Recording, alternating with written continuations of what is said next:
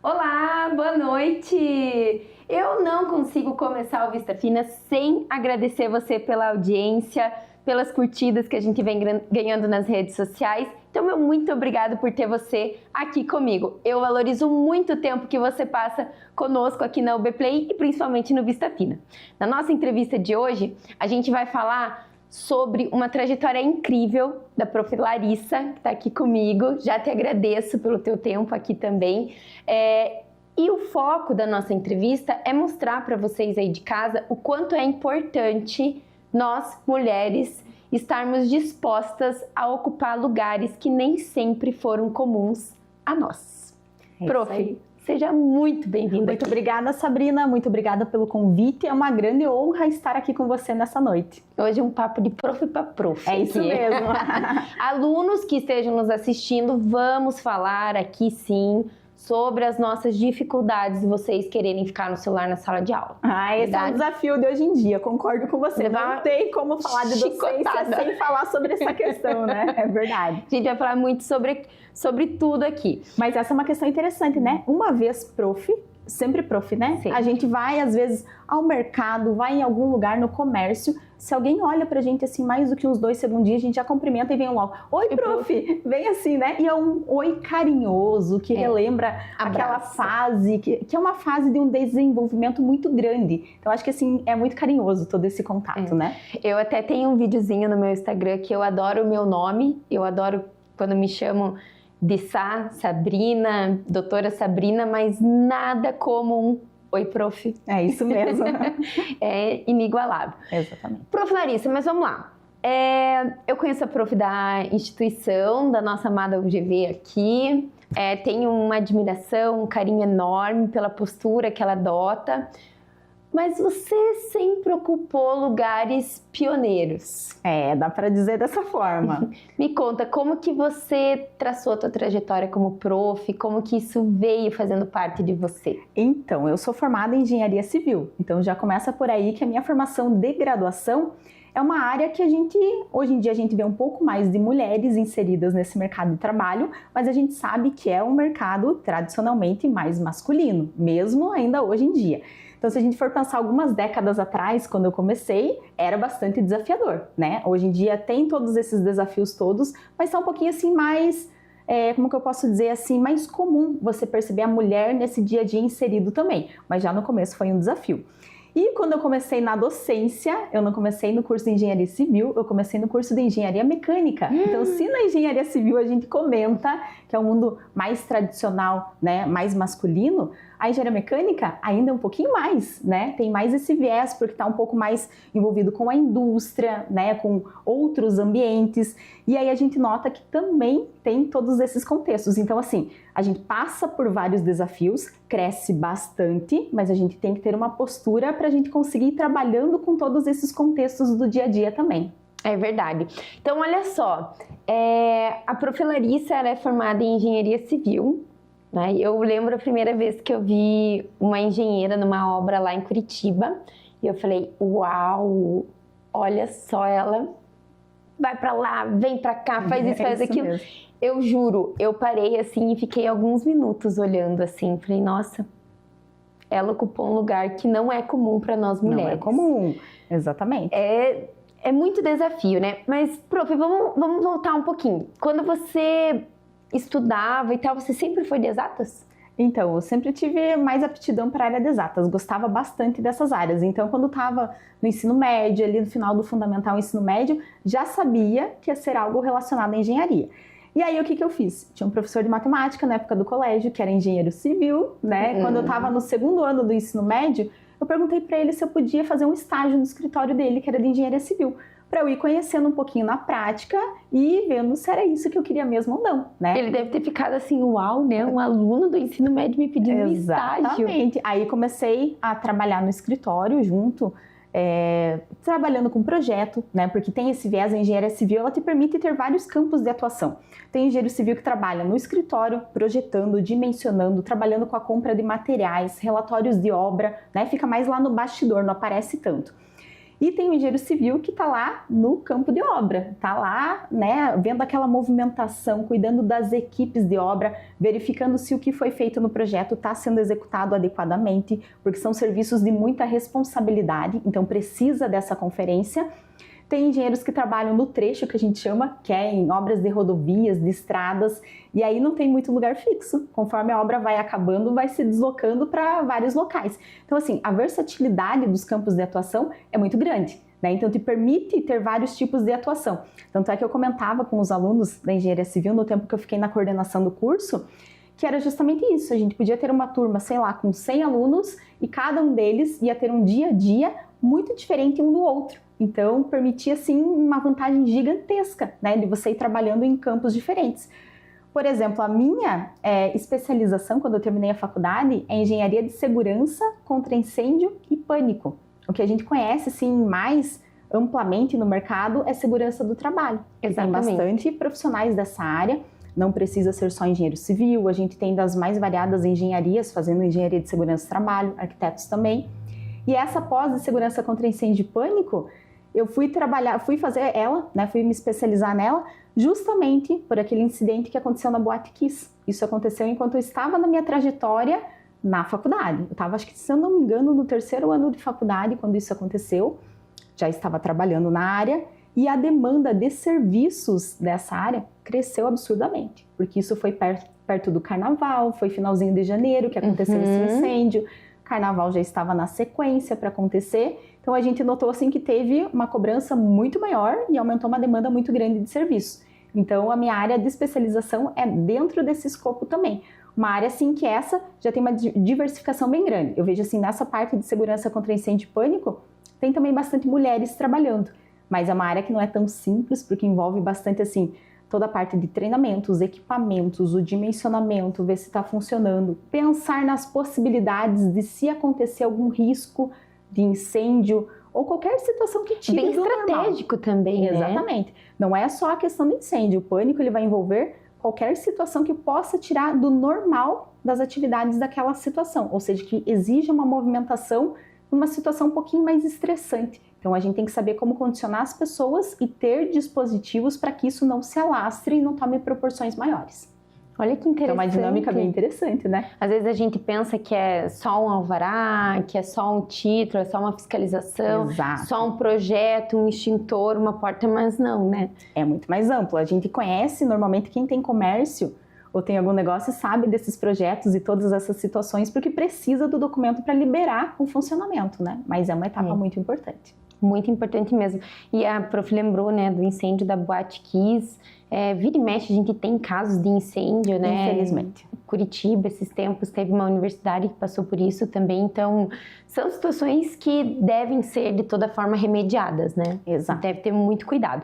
Mas, prof, e quando você entrou na faculdade, a tua turma tinha muita mulher? Então, se eu te contar que eu comecei a lecionar na turma de engenharia mecânica, eram 2 turmas, na verdade, do mesmo período, e uma turma é só de meninos, não tinha nenhuma menina. E na outra turma, se eu não me engano, eram 3 ou 4 meninas. Então, foi um desafio muito grande, né? Já é um desafio quando a gente inicia numa atividade diferente, numa profissão diferente. Eu já tinha um pouquinho de experiência em docência, assim, informalmente, se a gente puder falar dessa forma. Eu trabalhava, assim, enquanto estava na faculdade, no período da faculdade, eu trabalhava com aulas particulares, principalmente para crianças e para o pessoal que estava na faculdade também. Bem empreendedora, Exatamente. né? No tempo que não estava fazendo meu estágio na engenharia e na faculdade, no 3º turno, eu trabalhava com questões assim, tinha dificuldade em matemática, em química, em física, eu trabalhava dando aula para explicar esses conteúdos, auxiliar, às vezes era a forma de estudar, que tinha muita dificuldade. Então, eu conheci um pouquinho das metodologias de ensinar, de explicar, na prática. E aí, o que aconteceu? Eu comecei a trabalhar na faculdade e lembro que foi bastante desafiador. Uma turma só de meninos, essa outra turma também era uma turma grande, tinha poucas meninas. A gente, assim, quando inicia, muitas vezes, né, num perfil, assim, de que é mais masculino esse mercado, tem uma dificuldade. Tem. Isso, com certeza, a gente não pode dizer que não, porque vai acontecer. A gente sabe, assim, que tem um período no início que a gente passa como se fosse por uma aprovação. Até eles ganharem confiança da gente. Ó, ela sabe o que ela tá falando, dá para confiar. Eles faziam bastante pergunta no começo. Eu lembrava assim que era bem desafiador, porque eu explicava um conteúdo, logo em seguida vinha uma pergunta de volta. Daqui a pouco de volta. E eu explicava de uma forma, explicava de outra, porque na docência a gente nota que tem essa dificuldade. Às vezes um aluno entende por um meio a explicação e o outro vai entender de uma outra forma. Às vezes você precisa fazer um desenho, precisa fazer um esqueminha, explicar com uma outra linguagem para ele, e aí a gente consegue atender uma maior quantidade de alunos com essa explicação. Então foi desafiador sim nesse começo, mas muito recompensador toda essa profissão. Quando que a prof começou a dar aula? Em 2015. Em 2015, então... E não foi no comecinho do semestre, foi bem assim, o semestre estava andando, se eu não me engano foi na virada do bimestre, do primeiro para o segundo. O professor que trabalhava com essa disciplina não ia conseguir mais continuar com a disciplina e eu entrei nessa virada. Então ele já tinha uma experiência de um outro professor, eu tinha ido conversar, né, eles tinham comentado comigo, o coordenador na época, se eu tinha disponibilidade, se eu tinha interesse e tal. E aí fui conversar numa semana e iniciei na semana seguinte já. Substituindo um homem de engenharia mecânica. Exatamente. É muito desafio mesmo. O que eu observo bastante na tua trajetória, prof, e até para as mulheres que estão nos assistindo, jovens que querem prestar vestibular, né? Agora a gente vai entrar no vestibular de inverno, enfim. É essa questão da gente sempre ter que se reafirmar, né? Quando a prof diz assim, eu explicava o conteúdo, logo vinha uma pergunta, vinha outra. Esse reafirmar das mulheres, ele é muito constante. É um fato comum. Quando a gente vai falar por alguém que passou por uma trajetória, a gente vê que se repete esse processo de início de carreira, né? Se repete muito. Quando eu fui dar aula pela primeira vez numa universidade, eu tinha 25 anos. E era aula à noite e a faixa etária daquela turma era mais alta. Então, tinha muitos alunos que poderiam facilmente eles serem meus pais. Sim. E eu lembro que tinha um aluno em específico que toda vez que eu explicava um conteúdo, ele me questionava de várias formas diferentes para ver se eu sabia desenrolar. Mas foi muito interessante, eu aprendi muito, que nem a prof falou, a gente cria casca. Exatamente. Né? A gente cria casca, a gente aprende que muitas vezes não dá para mostrar muitos dentes, né? Tem que ter uma postura. Isso eu acho que vale assim para qualquer forma de trabalho. Você tem que saber se inserir de uma forma adequada, tanto de postura, a forma de se vestir, isso é uma questão bem importante, mas também uma postura assim na forma de falar. Eu acho que a comunicação, a forma como você dá abertura ou não, a forma como você exige ou, né, coloca assim as regras de como vai ser aquele tratamento, por exemplo, numa sala de aula, num escritório, numa obra, eu acho que faz toda a diferença. Dita a regra de como as condições vão se dar naquela relação. Só acontece conosco aquilo que nós mesmos permitimos. Exato. Não é verdade? Exatamente. Esse foi o nosso primeiro bloco. Fica aqui com a gente. O segundo bloco está cheio de conteúdo interessante. A gente vai falar também sobre o atual desempenho da Prof. Larissa aqui na instituição da nossa cidade, na nossa UGV. E tem muito assunto. Eu espero você aqui. É daqui a pouquinho. Até!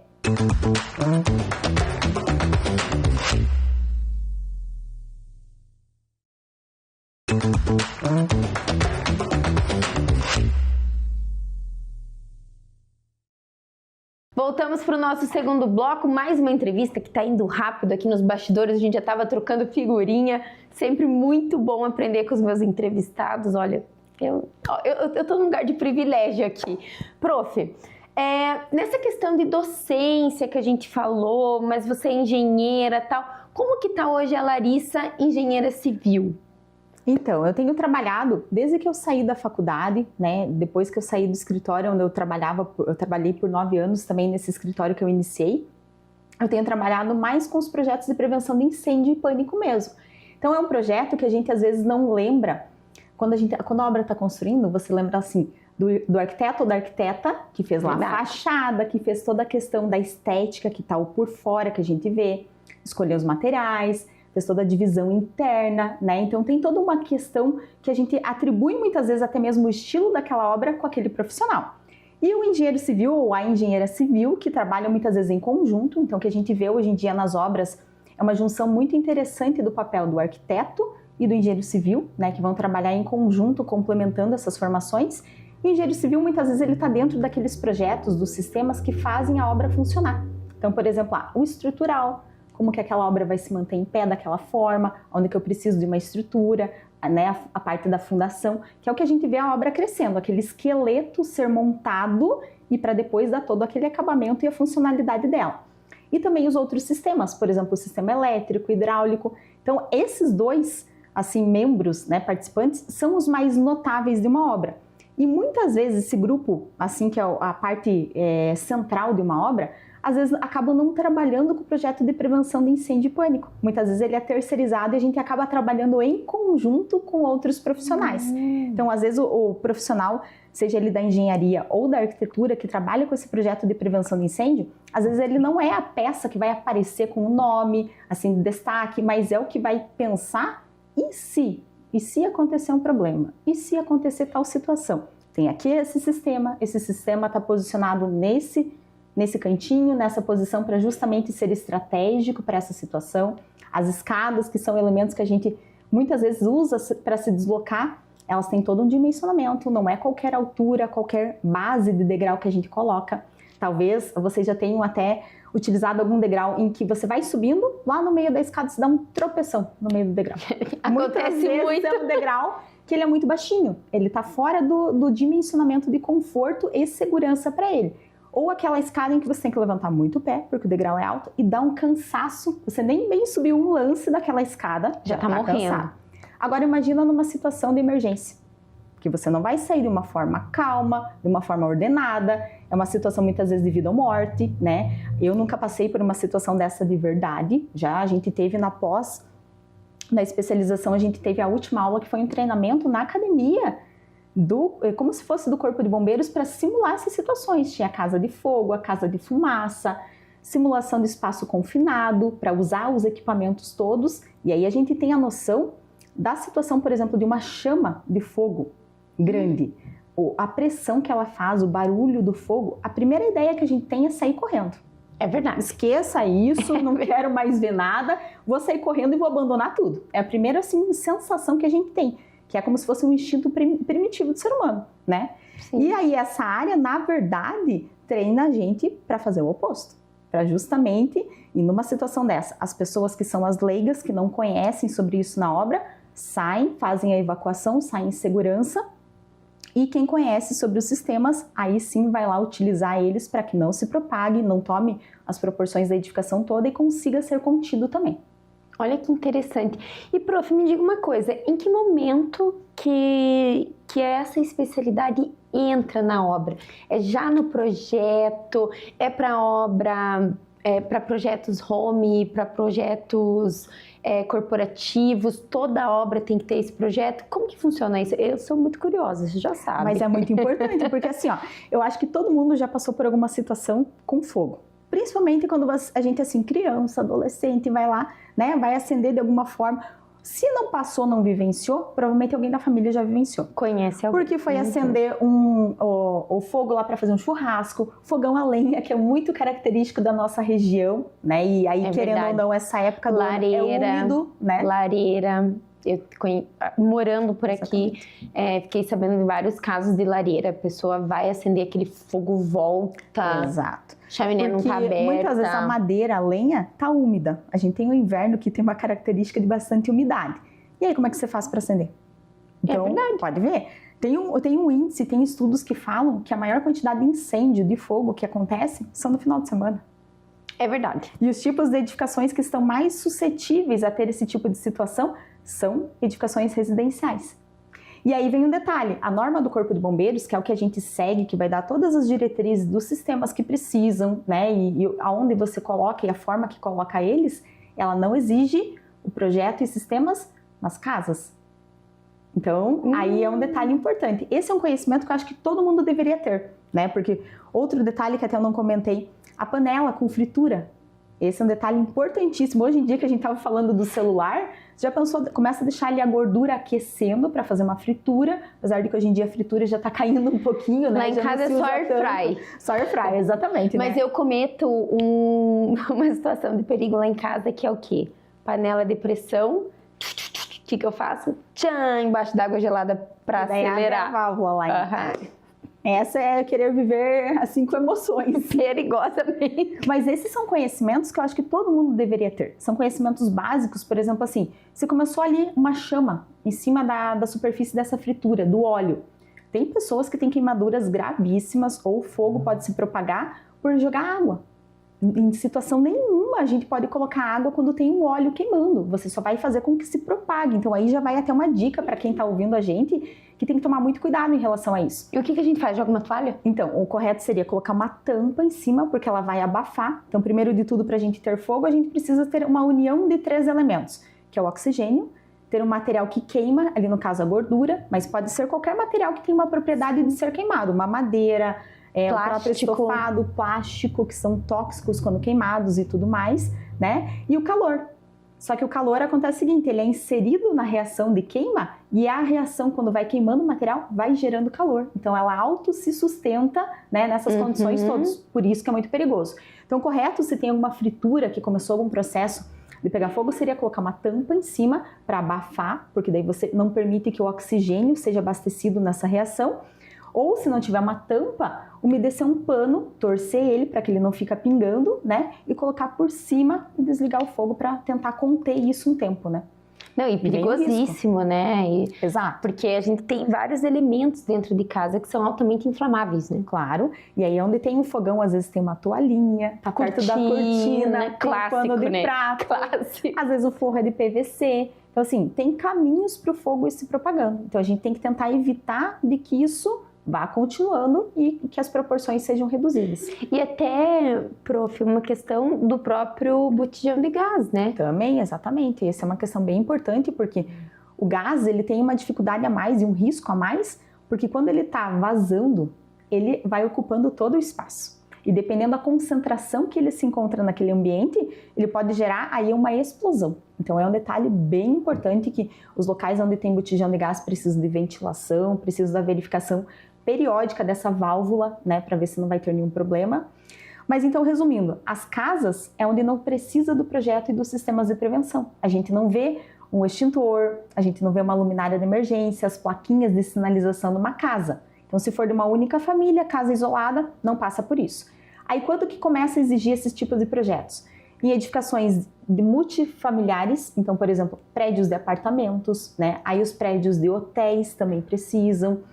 Todos os espaços de serviços, né? Então os espaços comerciais, prestação de serviços também, então escritórios, bancos e assim por diante. E aí vai nos mais variados tipos de edificações, né?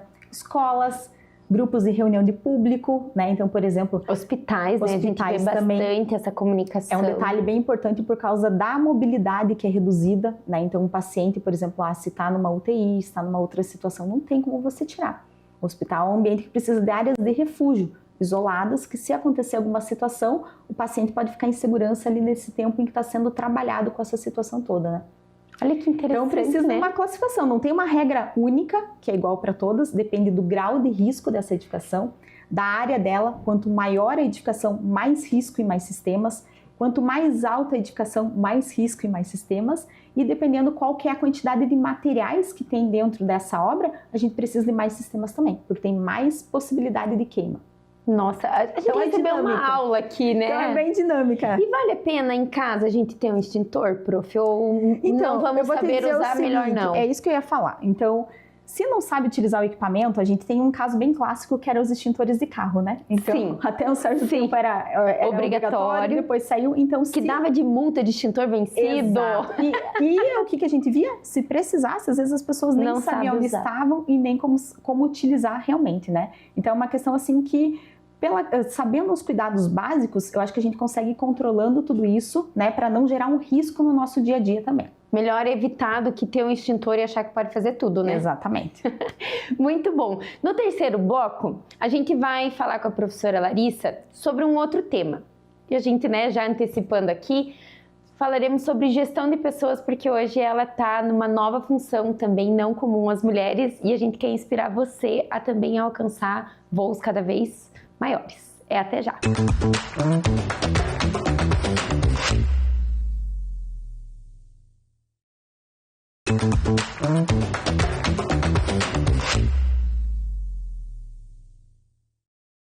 Voltamos para o nosso último bloco e agora a gente vai falar com vocês aí de casa sobre os desafios da profissão.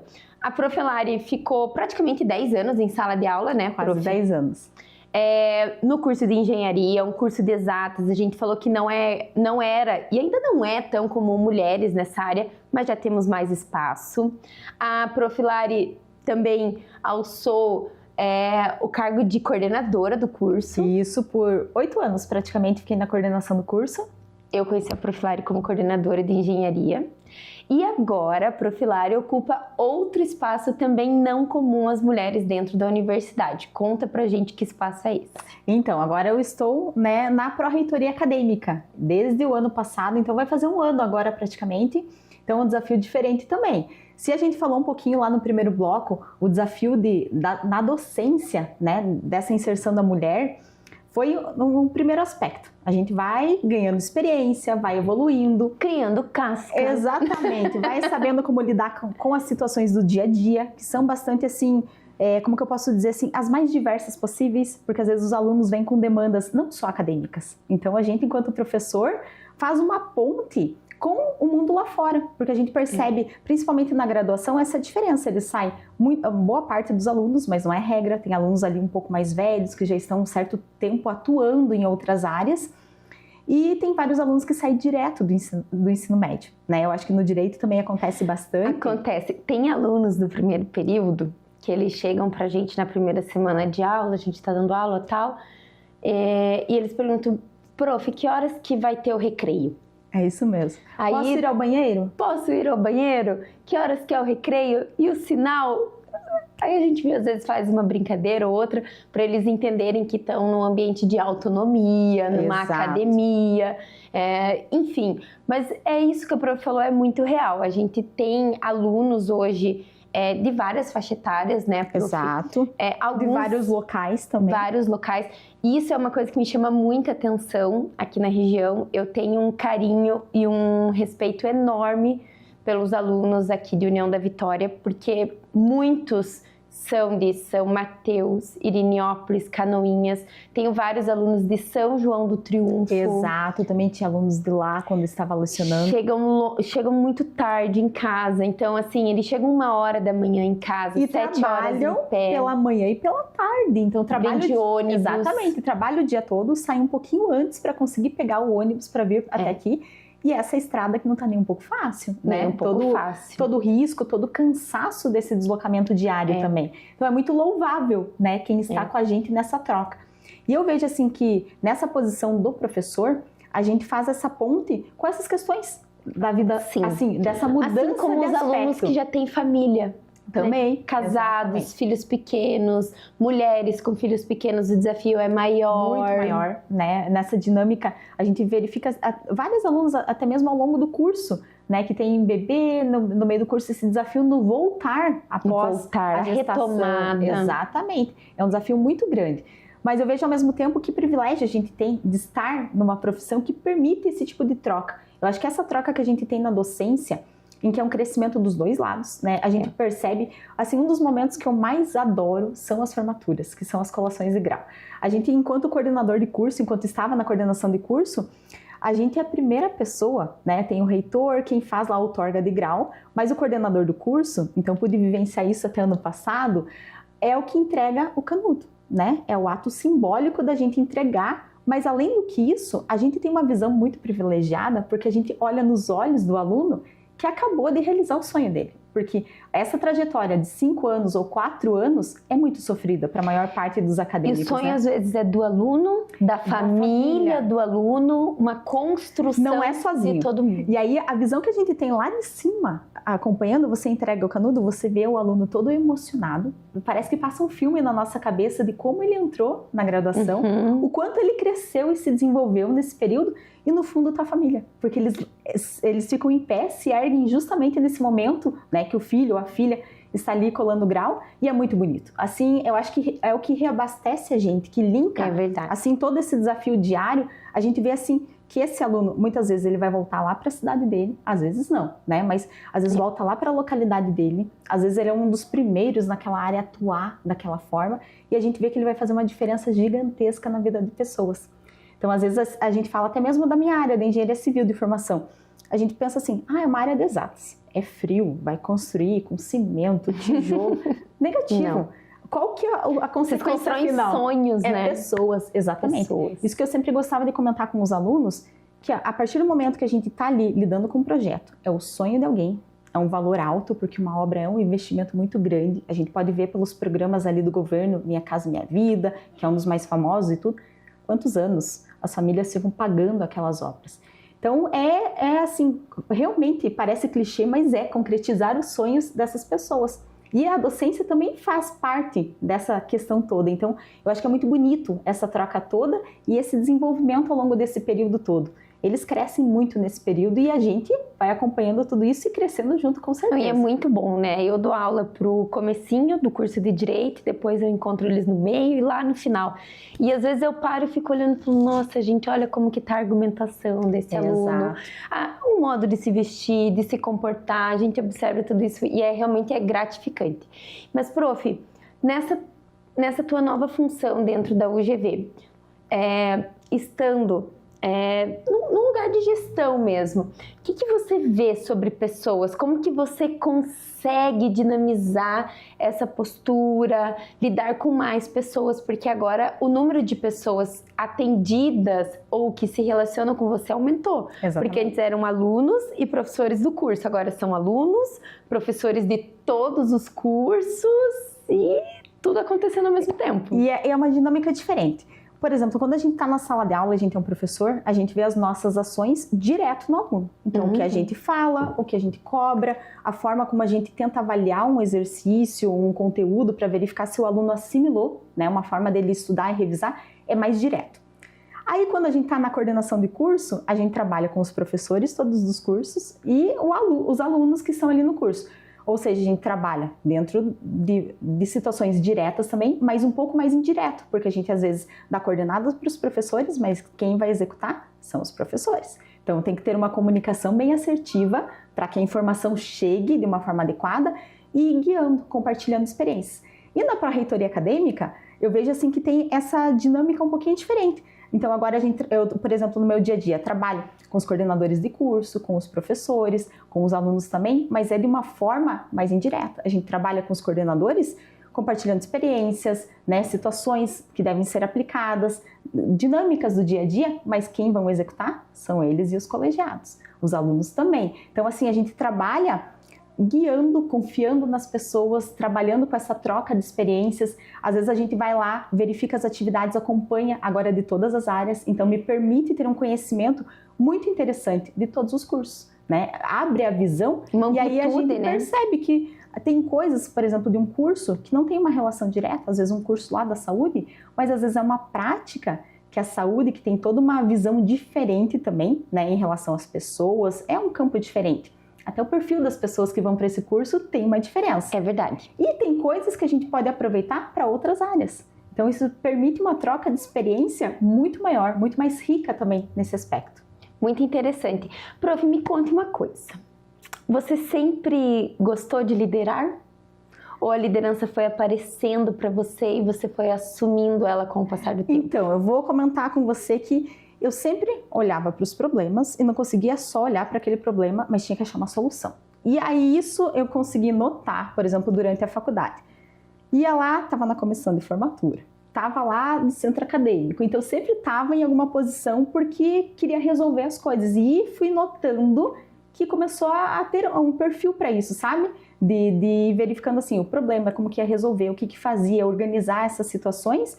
E foi mostrando assim ao longo das atividades que iam surgindo, principalmente comecei a notar na época da faculdade, porque aí a gente tem que resolver situações, organizar ideias entre os alunos e coisas do tipo. Fui notando assim que foi dando certo na prática. Então, chegava lá tal situação, tinha que organizar, comunicar, passar, e fui notando assim que foi surtindo efeito, foi tendo essas situações todas. Aí comecei a lecionar, 2 anos fui convidada para participar na coordenação do curso, então, e aí foi surgindo oportunidades para ir trabalhando dessa forma também. Isso é muito bom. Eu gosto de falar sobre liderança, mulheres que são líderes, porque muitas vezes você está aí em casa, está pensando, poxa, eu queria tanto assumir uma nova posição no meu trabalho, ou eu quero capitanear o meu trabalho, eu quero abrir a minha empresa. Então, fique você sabendo que é possível, mas tem que ter muita coragem, né, Prof? Exato. Muita firmeza no que se fala. E eu acho que uma das palavras que marca aqui a nossa entrevista é saber se posicionar e ter postura, né? Com certeza, isso faz toda a diferença. E a forma de comunicar as coisas. Só que ao mesmo tempo a gente acha que a comunicação é só a gente falar. E não é. É a gente saber ouvir o outro. Eu acho que isso faz toda a diferença na dinâmica do dia a dia. A gente pode ver em qualquer relação. Não é só na relação de trabalho, na amizade, no casamento, nos amigos. Então tem que ter os dois lados. Então, estar aberto a ouvir também, mas obviamente com um contexto, né, com um discernimento, porque nem tudo que chega de informação é algo relevante. Tem que saber separar isso também e comunicar isso com uma forma muito assertiva também. Muito bom, muito bom. Eu escuto sempre a Prof. Larissa lá na faculdade, sempre que ela está falando eu estou escutando, tento ser o mais participativa possível. E eu queria, Prof., que você deixasse uma mensagem para quem está nos escutando e de repente está numa posição de aceitar ou não um desafio, de se colocar ou não numa posição que não é comum, que não faz parte daquele dia a dia. O que você pode deixar de inspiração para o nosso público? Então, primeiro de tudo é o desafio. Tem que topar o desafio e eu acho que uma palavra que cabe muito nesse contexto é movimento. Não adianta a gente querer só aceitar e da mesma forma que a gente está. Então a gente tem que se preparar para isso. Os desafios vão surgindo nas situações do dia a dia, né? nas outras dinâmicas que vão acontecendo, e a gente tem que estar aberto a muitas vezes mudar algum perfil, assimilar outras habilidades, aprender com outras pessoas, que eu acho que essa é a maior riqueza da dinâmica que a gente tem, né? Nos mais variados postos que a gente vai trabalhando. Então acho que faz parte desse dia a dia também. Muito bom, muito bom. Prof, muito obrigada pelo teu tempo. A agenda da Prof. Larissa é bem competitiva, né? Todo mundo quer um momento com a Prof. Larissa e eu consegui essa entrevista para levar para vocês bastante inspiração, uma história que a gente deve escutar com muito carinho. Agradeço imensamente, fica aqui uma fã da Prof. Larissa e eu espero que você aí de casa também tenha gostado. Espero que você siga curtindo os nossos programas, porque tudo que a gente faz aqui é para inspirar você. Obrigada, até o próximo. Tchau, tchau. Tchau, tchau.